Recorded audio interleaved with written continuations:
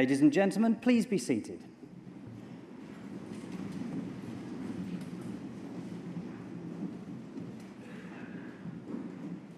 As Academic Registrar, it is both my privilege and pleasure to welcome you all to the Cambridge Corn Exchange for this morning's Anglia Ruskin graduation ceremony.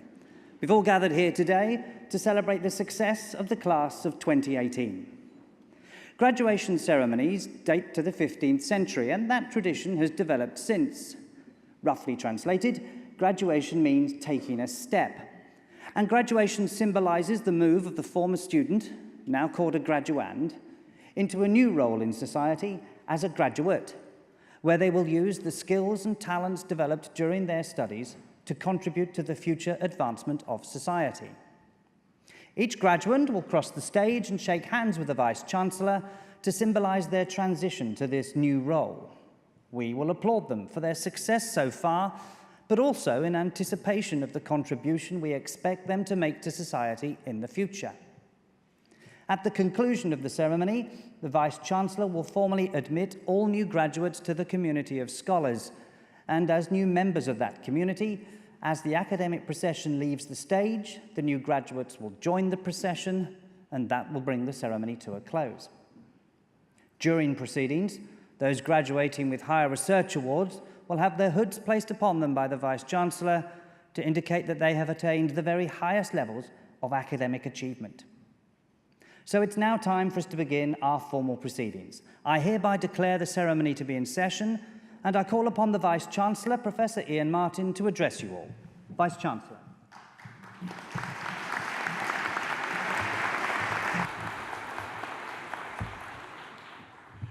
Graduates, family, friends, colleagues, as Vice-Chancellor of Anglia Ruskin University, it's my very great pleasure to be here today at this, your graduation ceremony.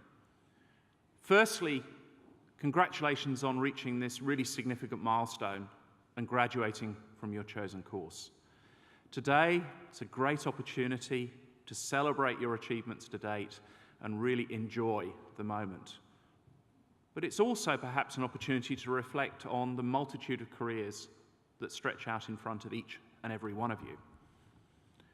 We will have succeeded in our task if we've given you the skills, the confidence, and the ability to influence, to lead change, and to make a difference to those around you as you build those careers. Before I talk about what's happened across your university over the last year, I do want to make a few comments on those future roles. Firstly, on leadership. I know that many of you will provide leadership to your communities, be that personal communities, work communities, regional communities. There are many.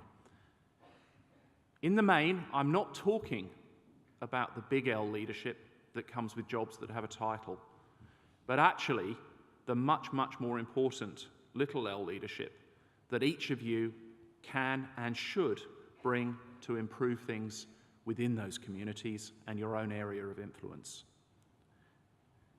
We, as a society, absolutely need your passion, your enthusiasm, and as you build your careers, your growing expertise to help address many of the challenges that we face nationally and globally.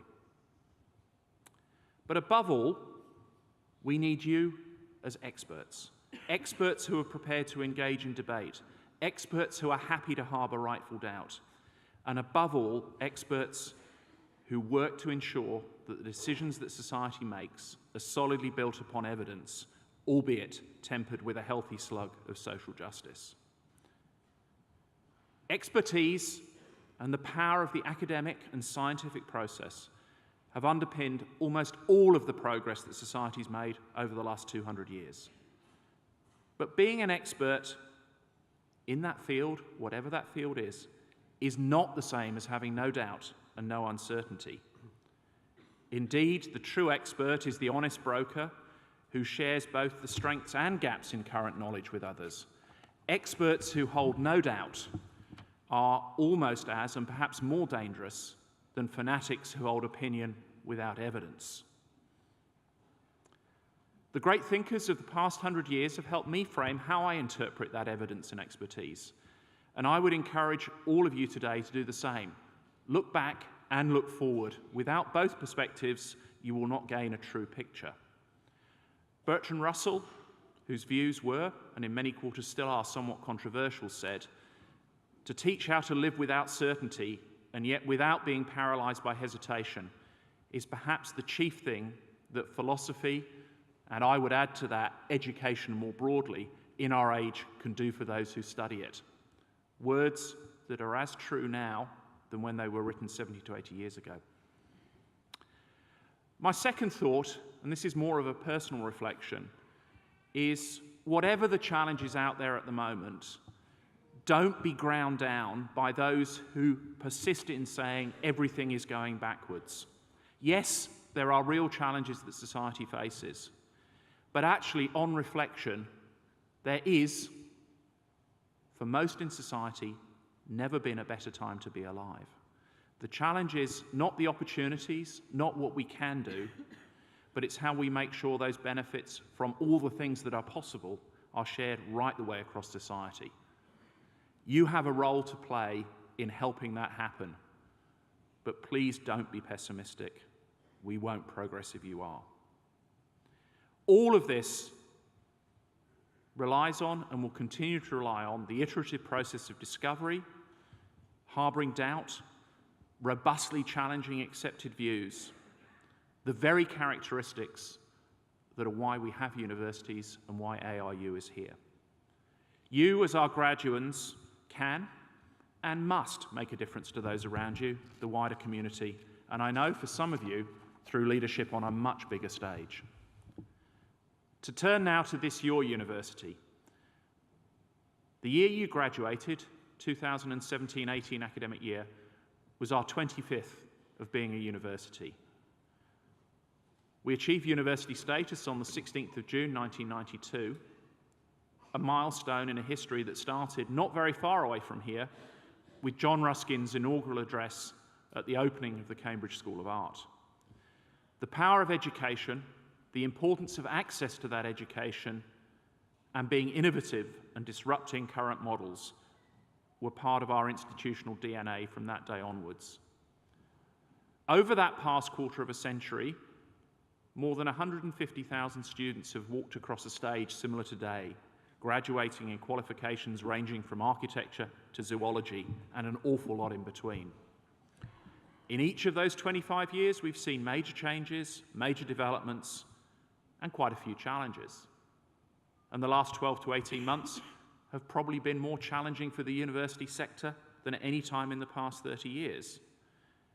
This creates uncertainty, but for us, we are absolutely committed on making sure that despite whatever happens, we focus on doing what is really important to us, which is transforming lives through the delivery of innovative, inclusive, and entrepreneurial education and research. It's about what we do for our community. Despite all of those challenges, the university is in good heart. We ended up finishing last academic year appreciably bigger than we were the year before. We've grown in many areas of our activity. There's been some real flagship achievements. We've opened the first medical school in Essex, and our first 100 students started on their medical program 3 weeks ago. We were named as Partner of the Year in the Chartered Management Institute's inaugural Higher Education Awards, and one of our students won the Student of the Year award at the same evening. We've responded to changes in the policy environment, and we've been one of the most successful adopters of degree apprenticeships in the country, having more than 10% of the national total starting with us last year, and this will likely double in the coming year. We've grown our research and innovation portfolio, we've graduated more PhD students than ever before, and we've worked with partners to help regional development. We've just started work on a new innovation hub in Harlow, and we've been appointed as one of the 2 university partners for the National NHS Clinical Entrepreneurs Programme, bringing new ideas into our health service. We've continued to invest in our infrastructure, be it digital or physical. We've all seen and heard about the medical school and the new science building here, amongst many other developments. However, our success is not about buildings, it's about the positive impact we have on the lives of you, our students, our graduates, and the communities we serve. As you graduate, we want to make sure that you continue a relationship with this, your university, because without that support, we can't deliver everything that is possible to do. Over the years, the support that takes many forms from our alumni and friends has made a real difference. It's added value to our education. It's enabled our researchers to push boundaries. And it's given us great momentum and drive to carry out initiatives that really impact on our host cities and the wider region. You have our commitment to continue to do this. We hope that you become a long-standing part of the ARU family. Before I close, I do have to make special mention of your families and friends, some of whom are with us today, many of whom aren't here physically, but I know are here in spirit. They've been a part of your journey to cross the stage today. They've provided you with support in many forms: moral, spiritual, all too often nutritional, I suspect, and almost invariably financial. And on behalf of everybody at ARU, can I extend our thanks to the families, friends and supporters of our graduates who've helped them get to the stage today. Wherever your ARU degree takes you, we wish you well. Please stay in touch with us, because from today, your success and our success are inextricably linked. I leave you with a final quote from Bertrand Russell: "The good life is one inspired by love and guided by knowledge." Enjoy the day, and congratulations from all of us.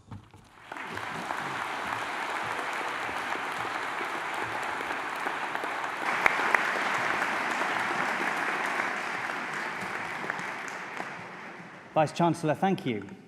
So now we come to our main business for today's ceremony, the presentation of those receiving awards. And I call upon Dean of Faculty, Dr. Apurba Kundu, to come to the podium to present to the Vice-Chancellor graduates from the Faculty of Arts, Law and Social Sciences. Dr. Kundu. Vice-Chancellor, it is my pleasure to present to you graduates from the Faculty of Arts, Law and Social Sciences. For the award of Bachelor of Arts with Honors English Language, Anthony Motta. For the award of Bachelor of Arts with Honors English Language Studies, Alcindo Medina. Also receiving the BA Honors Major Project in English Language Studies Prize, Magdalena Polchik. For the award of Bachelor of Arts with Honors English Language and English Language Teaching, Rina Benari. Joy Darnell. Natalie Duggan. Elizabeth Edu. Siobhan Holmes. Shireen Lee. Sakina Mamoji. Erini Papasteriou. Teresa Pollard.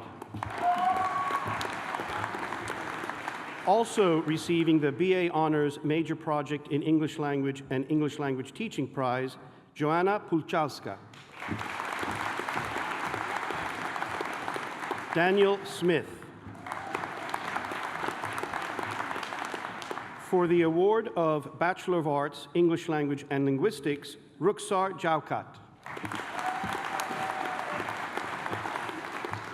For the award of Bachelor of Arts with Honors, English Language and Linguistics, Isma Naima Ahmed. Ashrafa Nisa. Juliet Tarriere Bruno. Kirsty Chapman. Also receiving the BA Honors Major Project in English Language and Linguistics Prize, Natalie Coe. Lucia Michael. Also receiving the BA Honors Major Project in English Language and Linguistics Prize, Xenia Elizabeth Niemick. Emma Parrish. Amy Elena Rivers. Jessica Taylor. Tessa Denise Romy Van Zane. For the award of Master of Arts, Applied Linguistics and TESOL, Louise Elizabeth Lecour.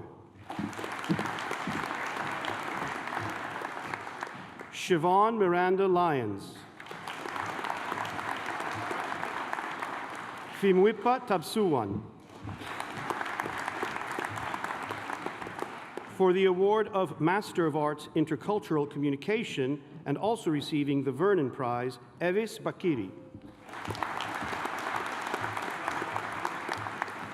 Iliara Ettor.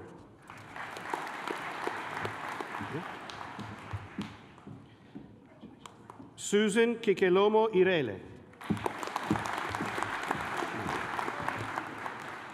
Corinne Inye.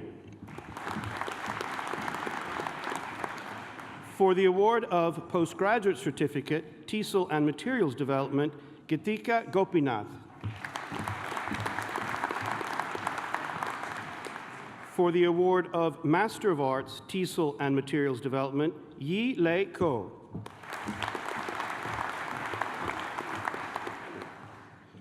For the award of Bachelor of Arts with Honors, Multimedia Journalism, Callum Alexander.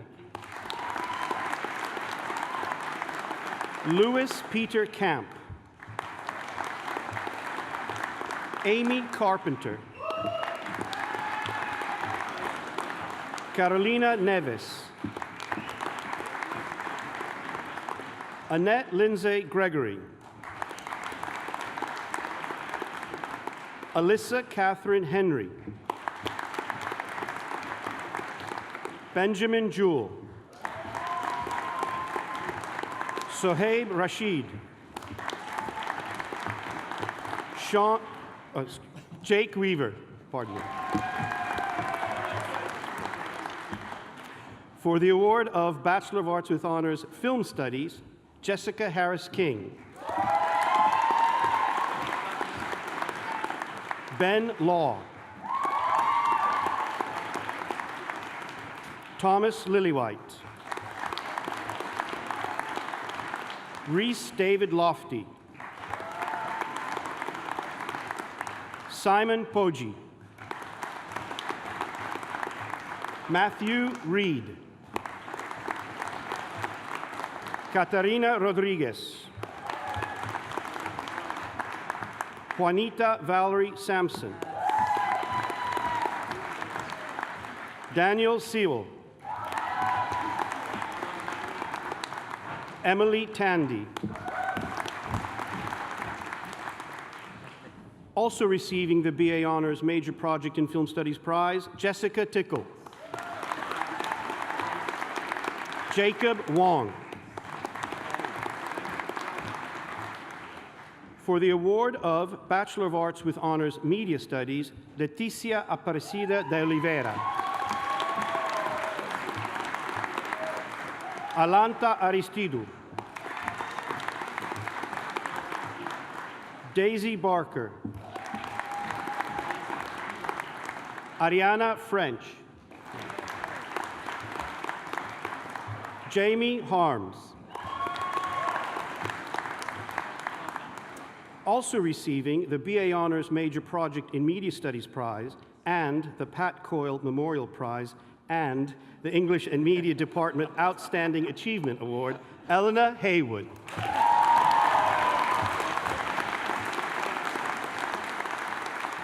Rebecca Kanchar. Also receiving the English and Media Department Outstanding Achievement Award, Hanushka Karnani. Luke Keeler. Andreas Cleovolu.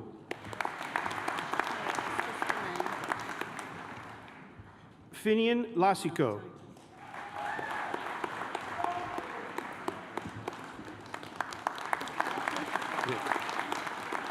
Titus Goremucheche. Denny. Denny Luya. Yes. Milena Biene Mesfun. Melvin Owusu.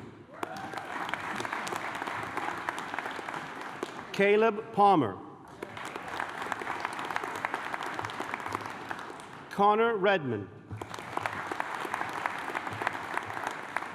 Natalie Samasuwo. Matthew Shepard. Elliot Skilton. Gloria Silvania Putri. Jack Benjamin Watkins. Sharmin Yusuf. For the award of Bachelor of Arts with Honors, Film Studies and Media Studies, Selina Biker. Megan Cassells. Benjamin Aaron Crisp. Crystal Holder. Holly Elizabeth Luck. Alana Norton. Marielle Audrey Racaza. Also receiving the BA Honors Major Project in Film Studies and Media Studies Prize, Kiana Rad. Emily Rippin. Nisha Shuresh Sridharan. Joshua Valeli. Fraser White. Vice-Chancellor, that partially completes the list of graduates for me to present to you today.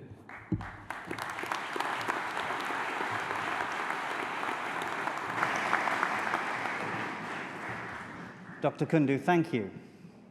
Each year, Anglia Ruskin University confers a number of honorary awards on individuals outstanding in their field of endeavour and who we hope will act as a source of inspiration to those of you crossing the stage today.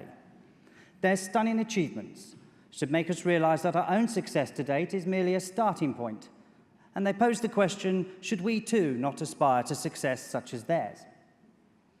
I should now like to call upon the University Librarian, Libby Homer, to come to the podium to read the citation for the award of Doctor of Letters honoris causa to Professor Rebecca Stott.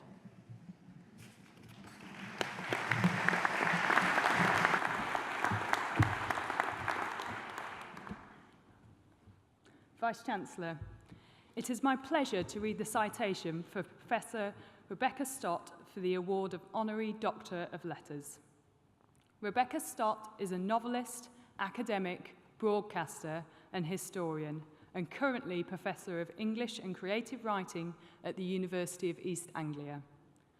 Born in Cambridge, Rebecca spent her early childhood in 1960s Brighton, growing up in a family that was part of a radical Christian sect called the Exclusive Brethren.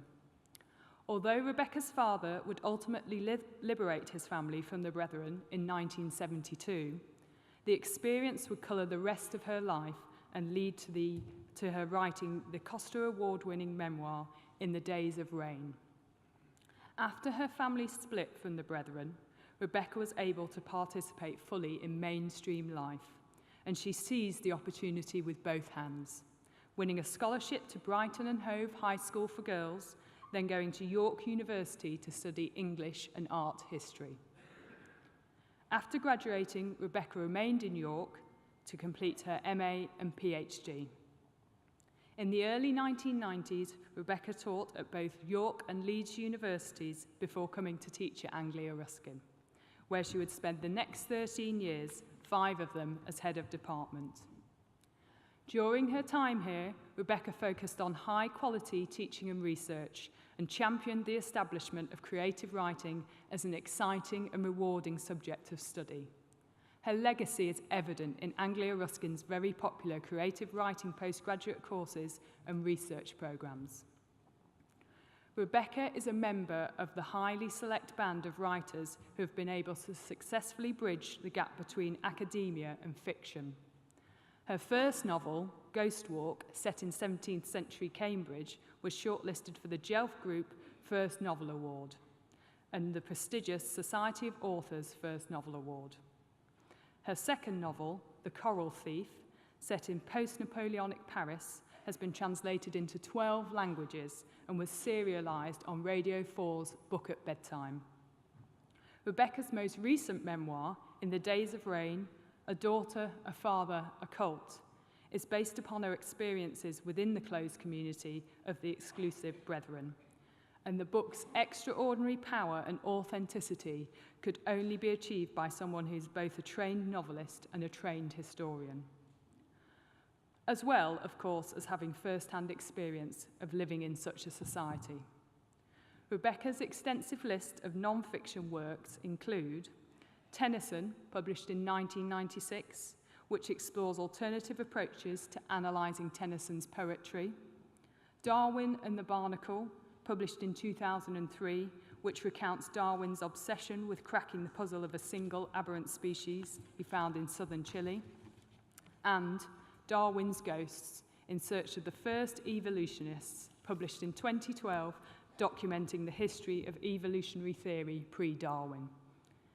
Our university has enjoyed a long and proud relationship with Professor Stott, and even after heading to Pastures New, she has continued to help with supervisions and has taken part in discussions hosted by the Anglia Ruskin Literary Society.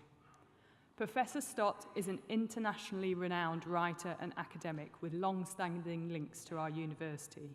She is a true person of letters and will be an inspirational role model for our students, particularly those studying creative writing. We are delighted to welcome Rebecca Stott to our Anglia Ruskin community.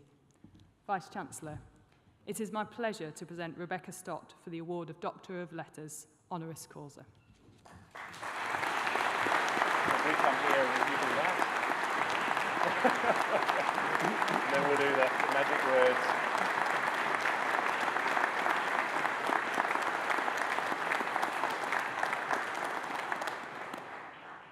As Vice-Chancellor of Anglia Ruskin University, it's my very great pleasure to award you, Professor Rebecca Stott, with the award of Doctor of Letters honoris causa.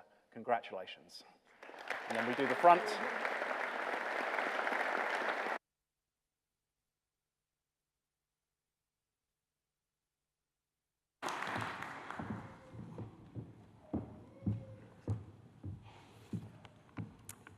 Vice-Chancellor, honoured guests and students, thank you, first of all.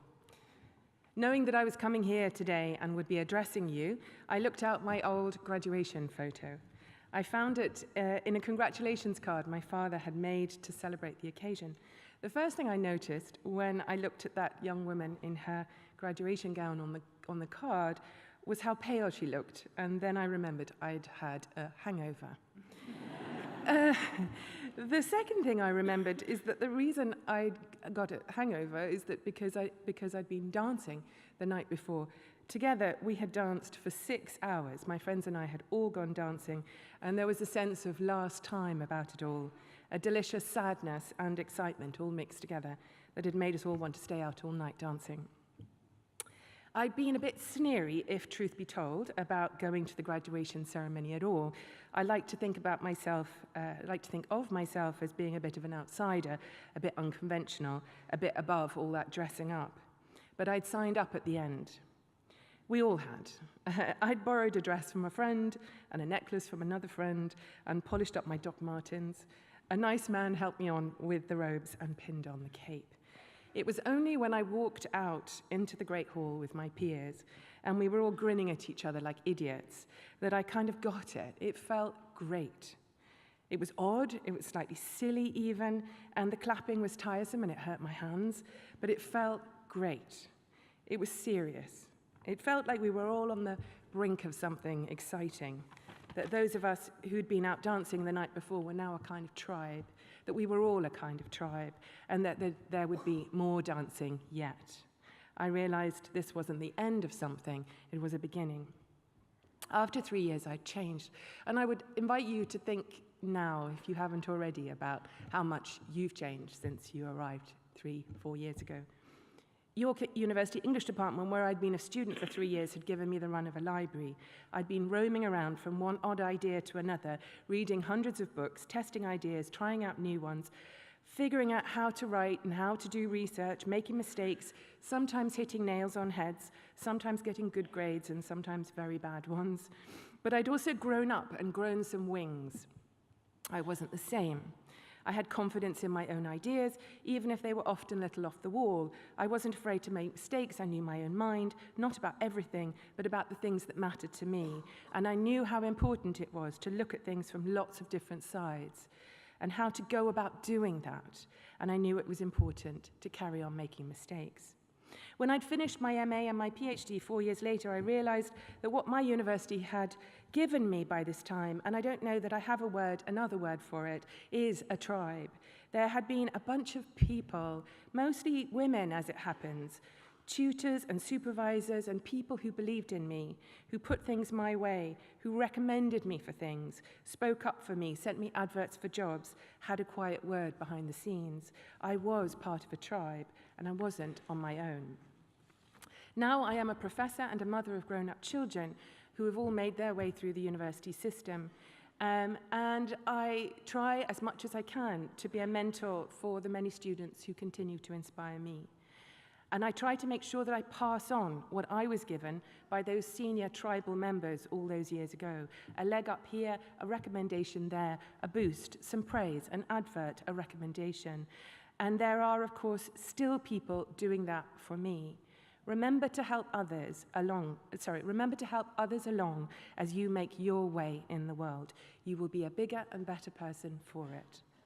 Kindness, looking out for others as much as yourself, goes a long way, and it makes you feel connected too. And I think that sense of connection is more important in our world than at any time. When you get to my age, you realize that no matter how successful you've been, it's only one story, the kind of story that they tell, we've just heard today. The citation that I've just had and I've just listened to, flattering as it is only one story. What gets made invisible in such praise is all the people who've walked the path alongside me, who've cheered me on, who've invited me in, given me a contract, taken a punt on me, and it will be the same for you too. Remember them always. The important thing is that we all continue to do that for each other, and we keep on doing it. Some psychologists say part of the reason that many of us are often stressed, strung out and anxious, or lost is that we've all been scattered, that we spend too much time in front of our screens and not enough time with each other. If there is one thing I'd ask you to take forward into your new lives, into your new jobs, it is to ask people to help you, and when you can, help them too. Look for moments of connection. When the job and the career and the success falls away and you find yourself with someone brilliant and interesting and kind who you are talking with, not to. It might be at a bus stop or a job interview or outside the school gates. Charm and kindness and honest requests for help go a long way, so long as we all do it for each other. Be kind to yourself too. Resting, sleeping, walking, recharging your batteries, taking time out, having the courage to change your job or career path when you realize it's not making you feel alive. Nothing is more important than your peace of mind, your mental health. Sleeping, friendship, remembering to praise yourself too. Make sure you make room for the kindly voices inside your head, the ones that say, well done, the ones that say, you did a good job. Only they can counter the little demons of doubt that will chip away at your ankles, keep you awake at night sometimes. And don't forget to notice the little beautiful things as you rush from one thing to another in your haste to get to the tube, get to work on time, or complete that task to deadline. Remember to notice the birdsong, the field that's lit up out there through the train window, the miracle of life, and the miracle of tribes and being connected. The card my father made for me reminded me I was a dancer, and it reminded me that I was a miracle. We all are, you all are, and we all have a place in the world, or many places. It might not be the one we thought we would find, or the one we hoped to find for ourselves, but we have a chance to make something beautiful and good out of wherever we end up. I'm going to finish by reading a few lines from a brilliant neuroscientist I've been reading. It's a quote that I used in my memoir, and a quote I continue to go back to when I get a bit lost. The man is V.S. Ramachandran, and in this extract, he's talking about the miracle of the human brain, your brain, our brains, the ones that keep us connected, the brain inside your skull that has just got you through to this point. So I'm just going to finish with this. How can a 3-pound mass of jelly, he says, that you can hold in your palm, imagine angels, contemplate the meaning of infinity, and even question its own place in the cosmos? Especially awe-inspiring is the fact that any single brain, including yours, is made up of atoms that were forged in the hearts of countless far-flung stars billions of years ago. These particles drifted for eons and light years until gravity and change brought them together here, now. These atoms now form a conglomerate, your brain, that can not only ponder the very stars that gave it birth, but can also think about its own ability to think and wonder about its own ability to wander. With the arrival of humans, it has been said, the universe has suddenly become conscious of itself. This truly is the greatest mystery of all. Thank you, and good luck to you all.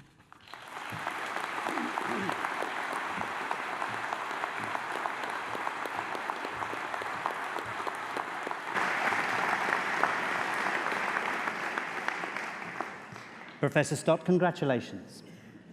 We now continue with our main business for today's ceremony, the presentation of those receiving awards. And once again, I call upon Dean of Faculty, Dr. Apurva Kundu, to come to the podium to present to the Vice-chancellor graduates from the Faculty of Arts, Law and Social Sciences. Dr. Kundu. Vice-chancellor, it is my pleasure to continue the presentation of graduates from the Faculty of Arts, Law and Social Sciences. For the award of Bachelor of Arts with Honours English Literature, Katie Jane Ablewhite. Georgia Bars. Caden Anthony Borge. Also receiving the Best Performance in BA Honours English Literature Prize, Caleb Karen Ann Bryant. William Carroll. Emily Cook. Hannah Lucy Cox. Ella Ford. Rebecca Green.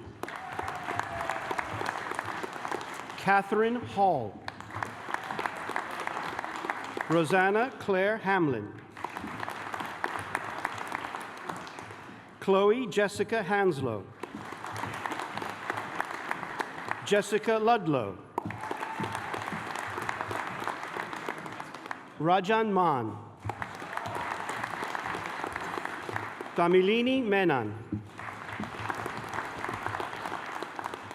Bavlina Michael. Lucy Alice Mitchell. Haley Elizabeth Morton. Amy Ramasar. Connie Schofield. Helena Sini. Edmund Stopira. Emma Tansley.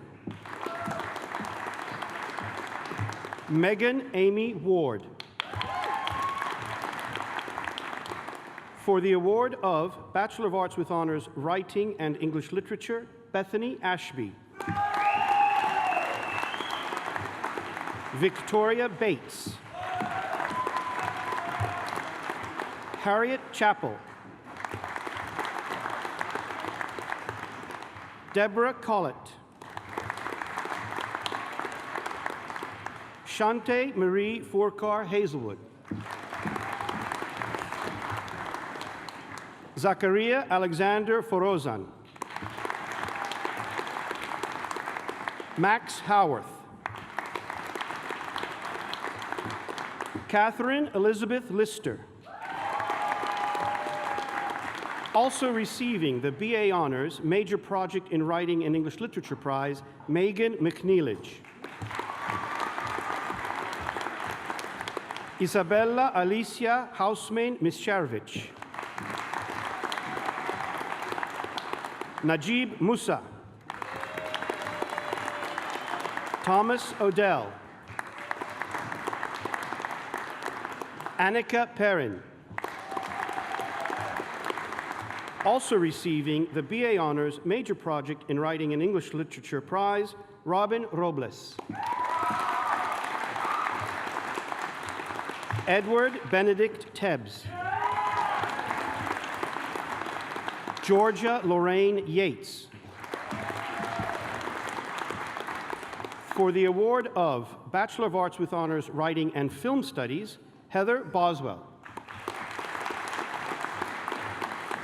Also receiving the BA Honors Major Project in Writing and Film Studies Prize, Benjamin Michael Richard Jones. Annalise Kinsler. Henry Lyon. Lee Rennick. Salvinia Roseknight.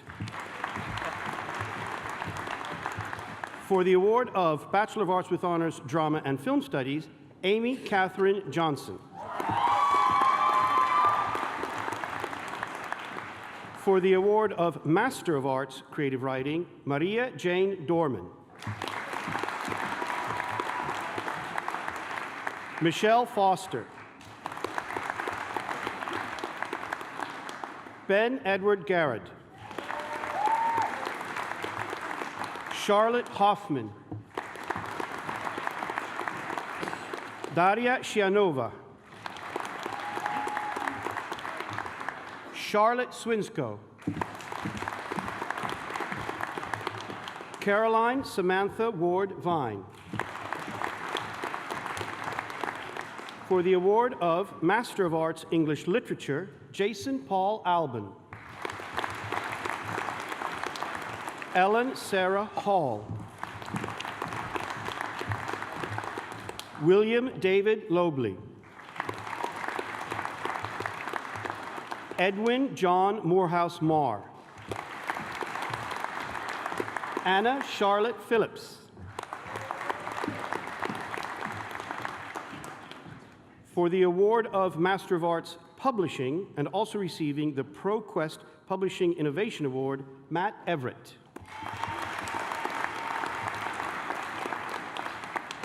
Sarah Louise Kendall.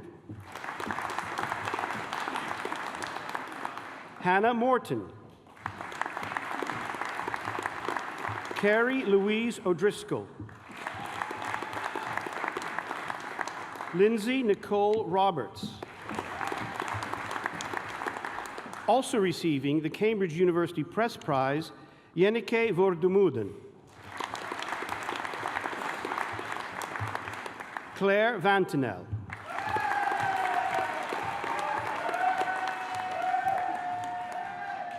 Vice-chancellor, it is now my pleasure to present those who have been awarded higher research degrees. For the award of Doctor of Philosophy with a thesis entitled The Trauma of Exile, the World Elsewhere, Bessie Head and the Southern African Experience in When Rain Clouds Gather, Maru, and A Question of Power, Joshua Agbo.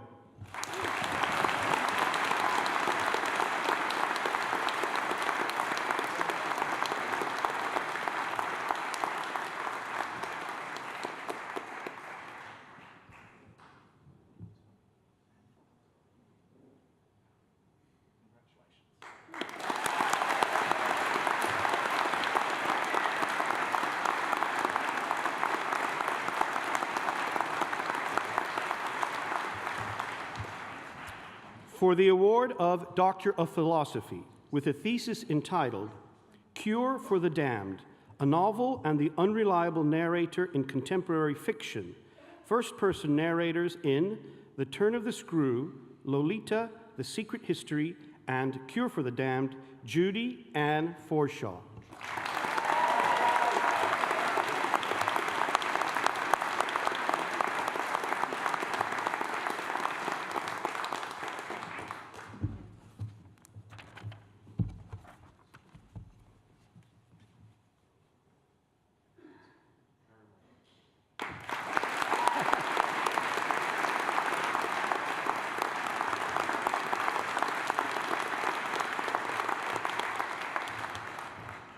For the award of Doctor of Philosophy, with a thesis entitled Opening Up the Post-Apocalyptic Genre to Previously Absent British Asian Narratives Through Creative Writing, Jatinder Singh Hire.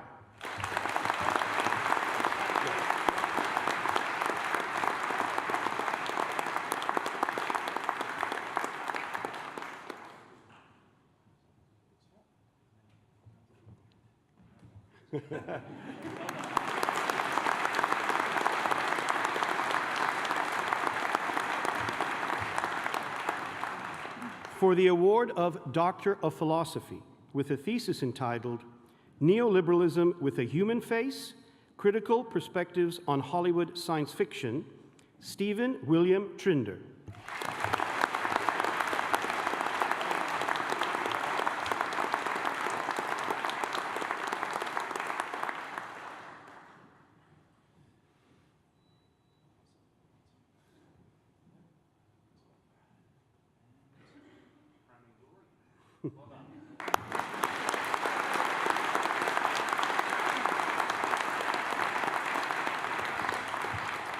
Vice-chancellor, that partially completes the list of graduates for me to present to you today.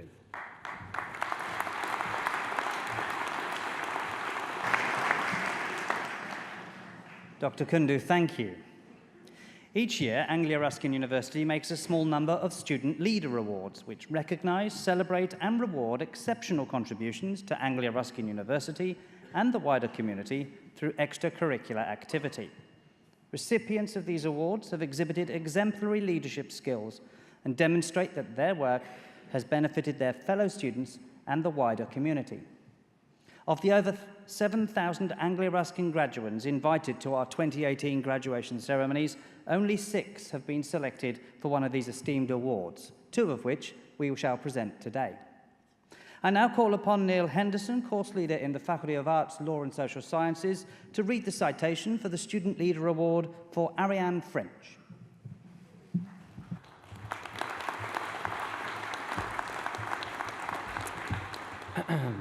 Okay, great. Good to see you all. Ariane French, who is graduating with a first-class honours degree in media studies, is one of the Vice-chancellor's student leaders for 2018. During her time studying at Anglia Ruskin, Ariane has actively involved herself with various extracurricular activities. As the course rep for media studies in her second year, Ariane engaged with her fellow students with the overall aim of improving the course. She attended meetings and created surveys and discussed their feedback. Ariane has also been an iCenter student ambassador, helping on open days with visitor information, campus tours, and helping set up the events.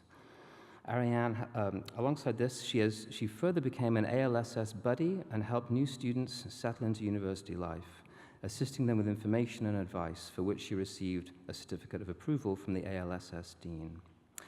Ariane became a junior learning university mentor, helping underachieving Year 10 school children. As a mentor, she gave the students a better understanding of media studies and criminology, and informing them that university was an option. She planned and ran lessons, gave presentations, and engaged with the students, positively encouraging them to improve their academic performance. Alongside her studies, Ariane volunteered over 110 hours with the SMF group in Camborne, helping source new clients. She also volunteered at the Cambridge Film Festival, helping promote and set up the event. Ariane has received the Gold Award for all her volunteering. Ariane has also completed the employability program, where she had to demonstrate her understanding of employability skills and how she had enhanced them through her extracurricular activities. Ariane has gained many skills due to extracurricular activities that she'll be able to take with her in her future career. She now has experience in problem solving, time management skills, planning, organization, and her overall confidence has increased. Ariane, we are very proud of you. Well done on being recognized as one of the Vice-chancellor's student leaders for 2018. Yay. Take that with you as well, so you hold on to it. Congratulations, very well done indeed. There you go.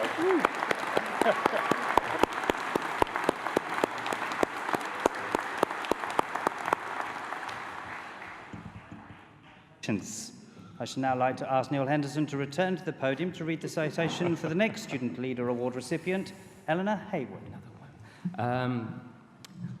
Eleanor Hayward, graduate of the BA Media Studies, there's two we got, Media Studies got two, amazing, is one of the Vice-chancellor's student leaders for 2018.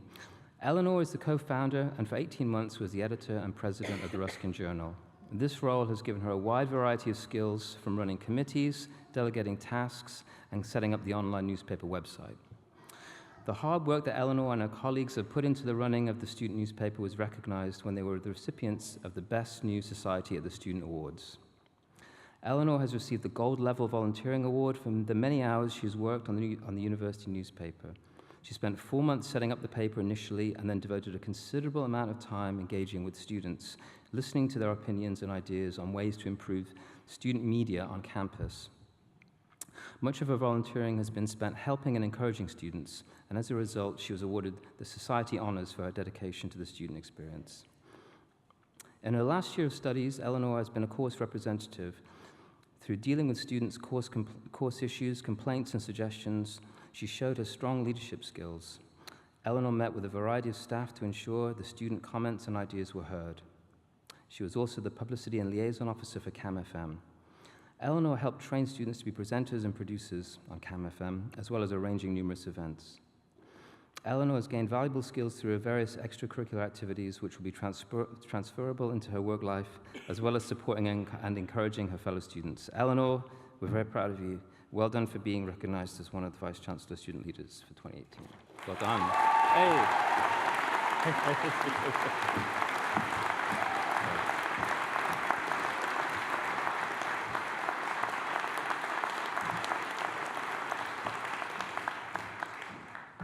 Eleanor, many congratulations.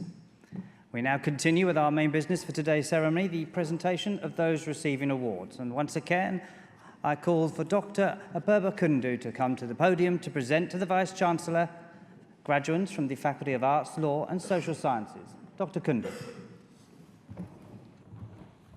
Vice-Chancellor, it is my pleasure to continue the presentation of graduates from the Faculty of Arts, Law and Social Science. For the award of Diploma of Higher Education, Arts and Humanities, Leah Rose Cook.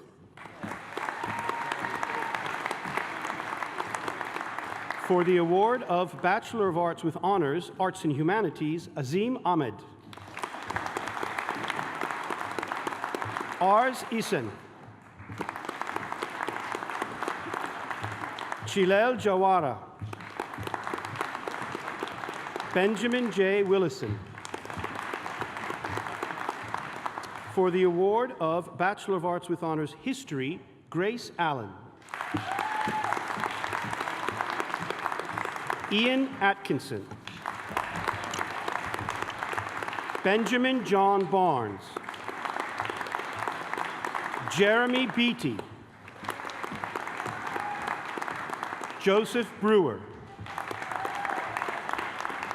Chloe Brown. Hugh Bryant. Liam Peter Cunliffe.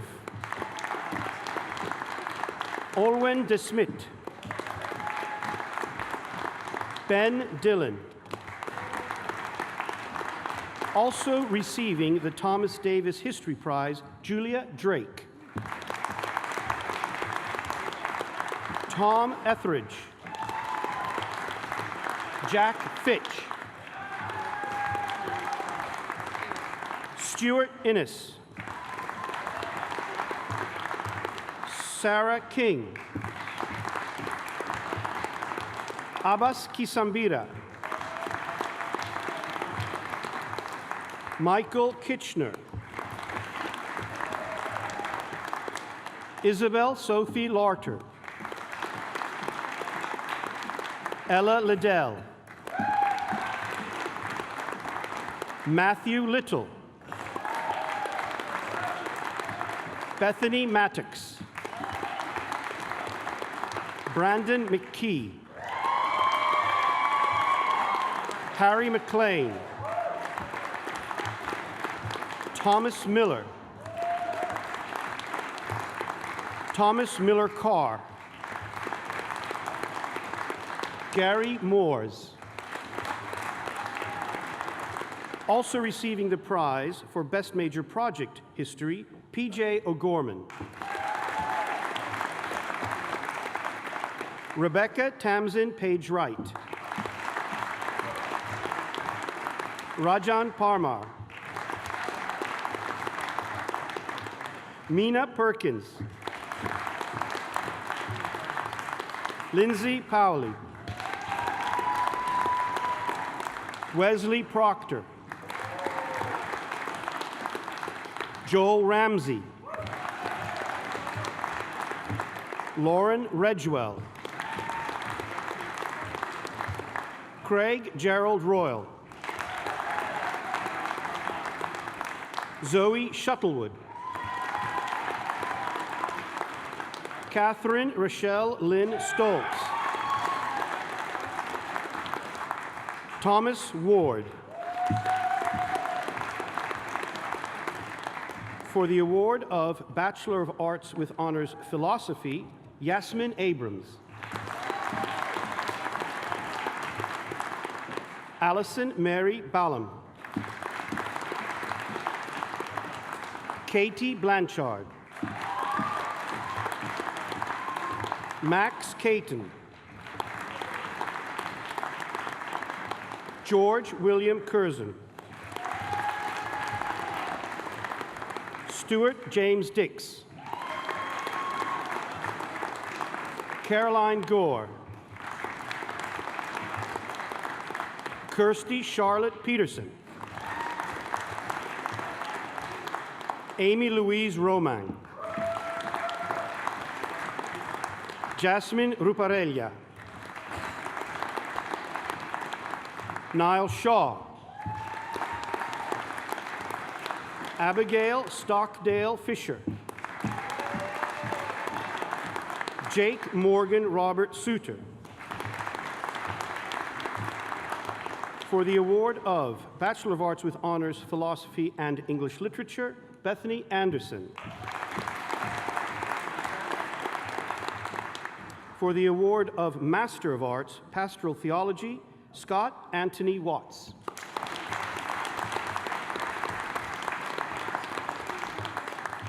For the award of Postgraduate Diploma in Professional Research, Practical Theology, Veronica Harris.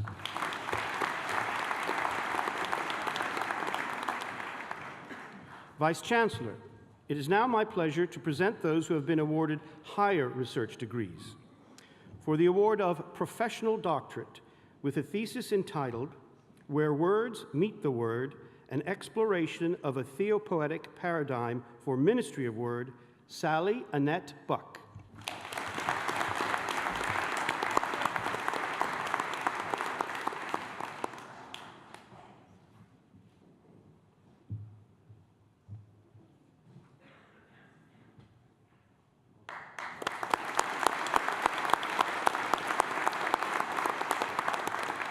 For the award of Professional Doctorate, with a thesis entitled, What Constitutes Good Practice in Spiritual Direction, and What is the Contribution of Supervision to that Practice, Lynette Elizabeth Harborn.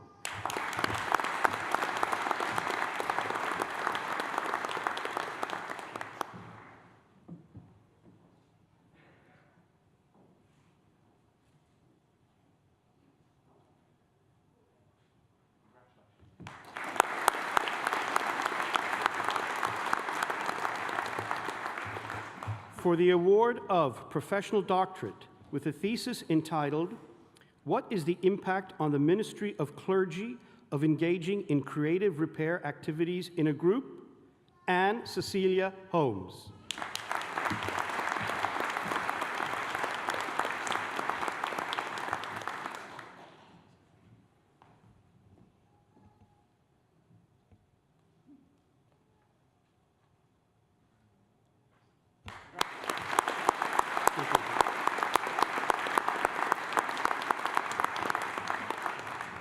For the award of Professional Doctorate with a thesis entitled, An Autoethnography of Cultivating Mindful Self-Compassion, Mary Catherine Younger.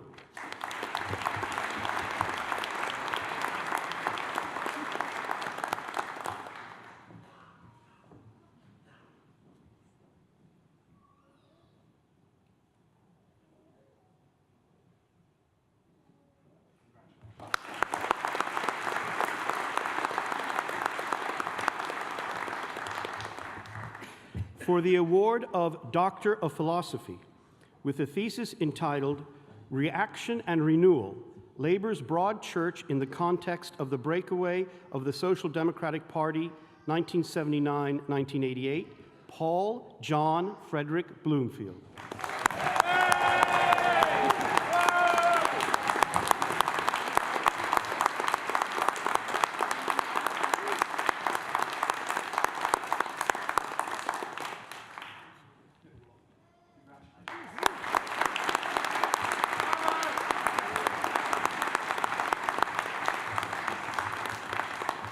For the award of Doctor of Philosophy, with a thesis entitled The Literary Shape and Missional Significance of Acts, an Invitation to be an Instrument for the Kingdom of God, Will Loescher.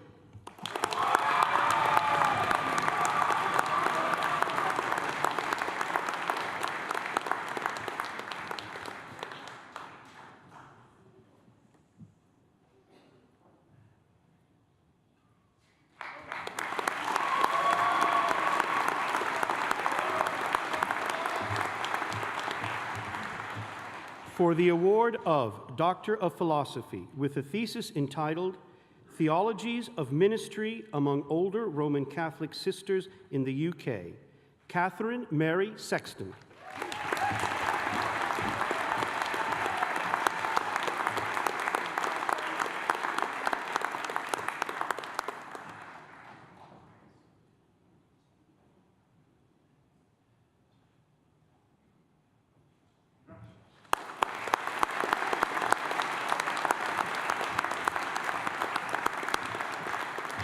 Vice-chancellor, I'm pleased to say that that completes the list of graduates for me to present to you today.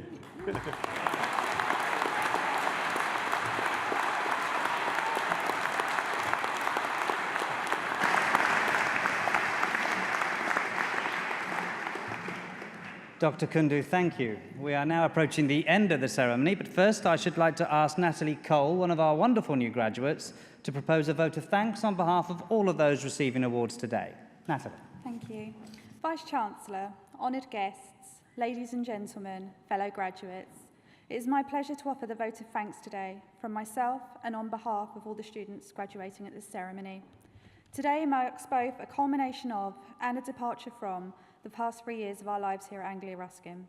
Graduation is a day where we can all join together to celebrate our successes and to remember both our own and collective journeys, and of course to look forward to our futures.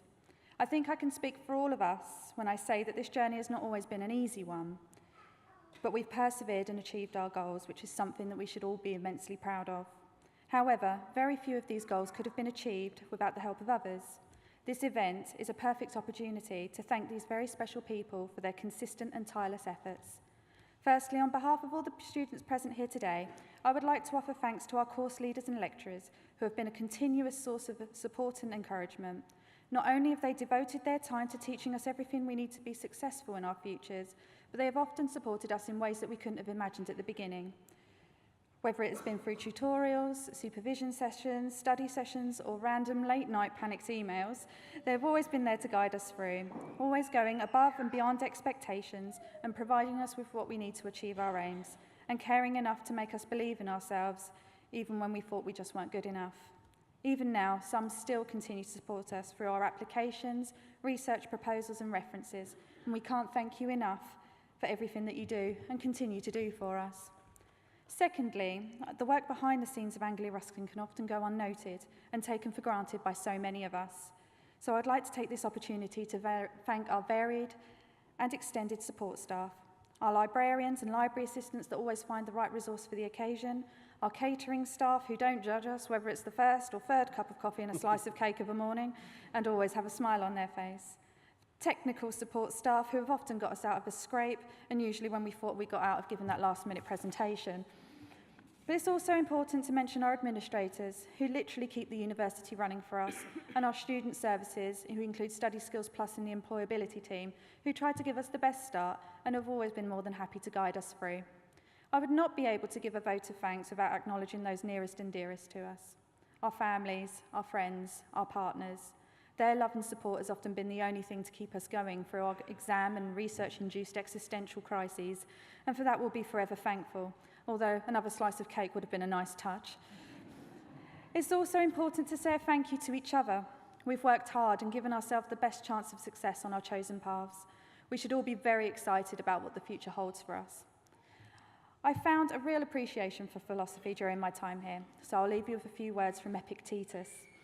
Progress is not achieved by luck or accident, but by working on yourself daily. So you've already started. Keep going. I wish you all every success. Thank you.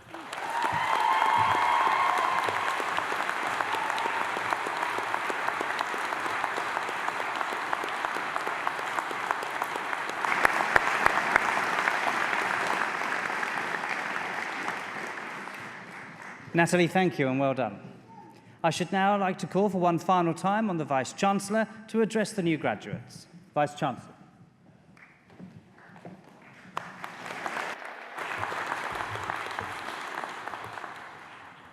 And now, will all those who've been presented to me here on the stage please stand?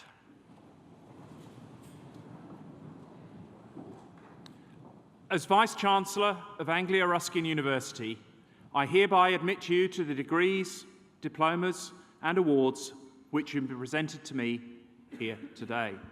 As a member now of the community of scholars, take all that you have learned into society and uphold the values of freedom of thought and scholarship. From all of us here at ARU to each and every one of you, well done and congratulations.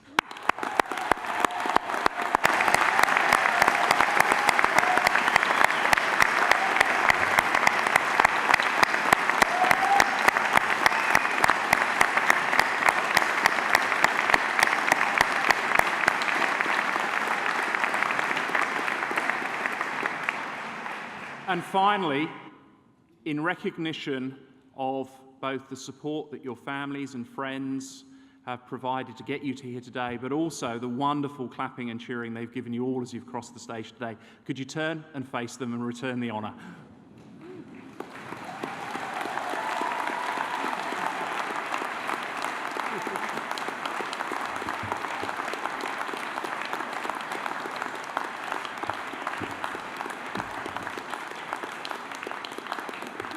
Well done, and once again, congratulations.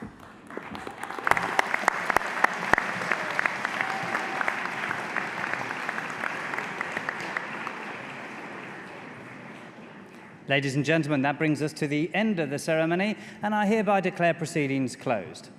Can I now ask everybody to stand for the academic procession?